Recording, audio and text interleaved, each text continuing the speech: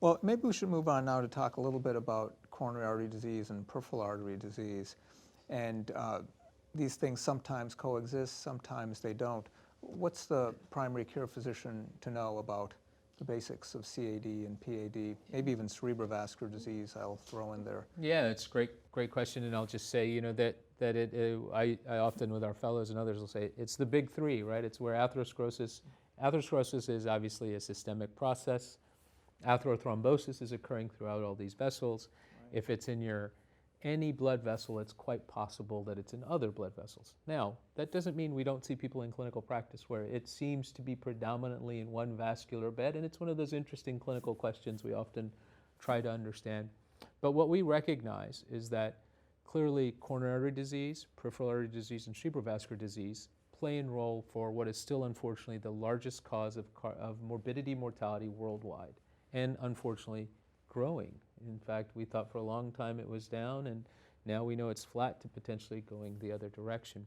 Specifically for peripheral artery disease, because coronary artery disease gets a lot of, I think, education and knowledge. And I don't mean that we still don't have places to do things, but a lot of our doctors, primary care, general practitioners, cardiologists, we all spend a lot of time thinking about coronary artery disease because we, in the 30s, 40s, 50s, had presidents having heart attacks. We had a huge work to try to reduce cardiovascular disease and did make an effect, right?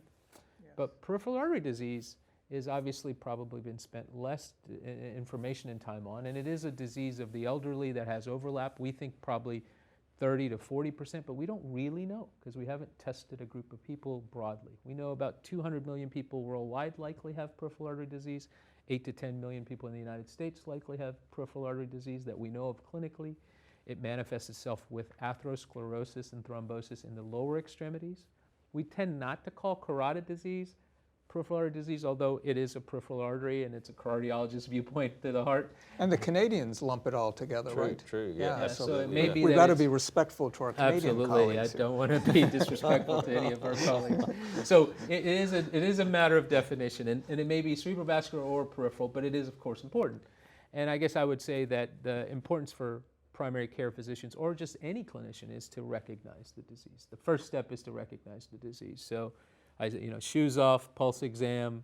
What are the things you do to recognize peripheral artery disease? Do you ask questions about ambulation and activity? I'd be interested in what you think in practice. We've done something interesting where we would have surveys of just 3 questions. Yeah.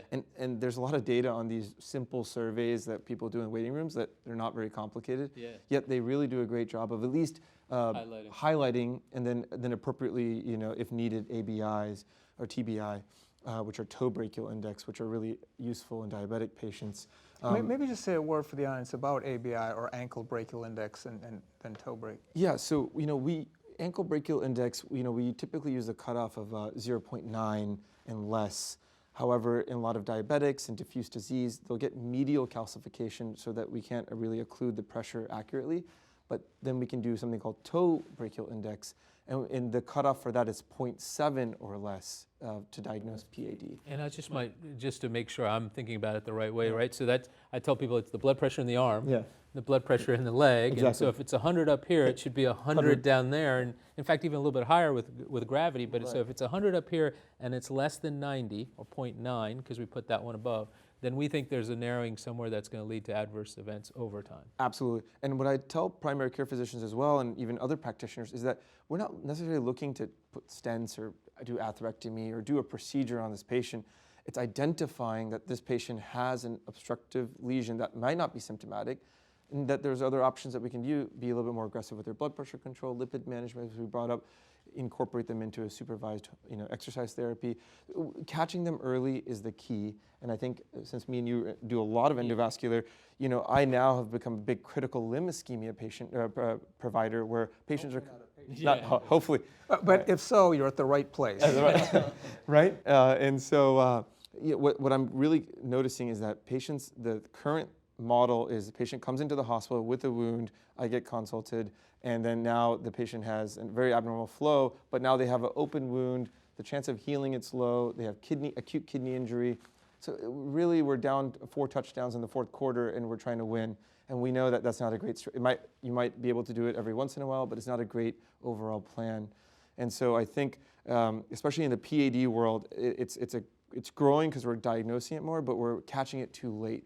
And I think catching it earlier and using some of these wonderful therapies would be really. It might be the first message is, we talked about calcium score, CRP, and these other things, but taking off the shoes and socks, doing a pulse exam, and not finding pulses in the lower extremity might be your first example of athero burden. But Manish, that requires people touching patients. Yeah, I know we do it right, but And taking off the yeah, socks. socks are not easy. I get it, That but- doesn't happen so often No, it's anymore. true, but Well, I think one of our the problems is that, and this discussion's a great example of it, where, if you're a peripheral artery disease physician, that's what you do. And when you're a cardiologist, you spend time with the heart, and everybody expects you to do that. But for the family practitioner out there, you give the impression that these are two diseases that the two shan't meet. But we need to emphasize it's the same pathophysiology.